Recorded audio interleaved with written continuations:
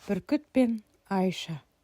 Қазақстандағы танымал өнер адамдары, эстрада әншілері, продюсерлер және отбасылық дуэт.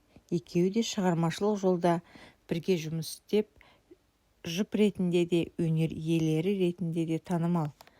Бүркіт шын аты Айбек Жансейітов, туған жылы 1978 жылы 17 маусым, Қазақстан, Алматы қаласы.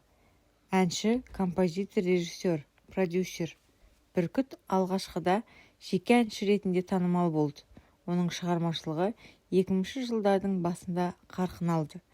Бүркіт поп-музыка жанрында еңбек етіп, көптеген хит әндер жазды. Сонымен қатар ол кино саласында да өз бағын сынап көрді. Бірнеше фильмнің режиссері әрі продюсері болды. Айша, шын аты жөні Айша Жансейітова, бұрынғы тегі Бекенова. 1986 жылы 6 наурызда дүниеге келген. Әнші, дизайнер. Айша сән әлемінде өнер жолына келген тұлға. Ол Бүркітпен отау құрып, шығармашылыққа бірге ден қойды. Дуэт ретінде көптеген әндер айтып, клиптер түсірді.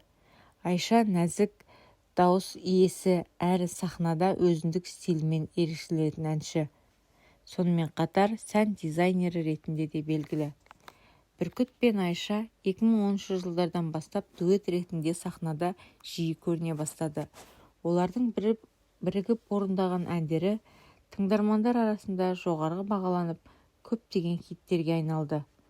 Олар отбасылық құндылықтарды насихаттап, қазақ шоу-бизнесінде жарқын жұп ретінде танымал болды.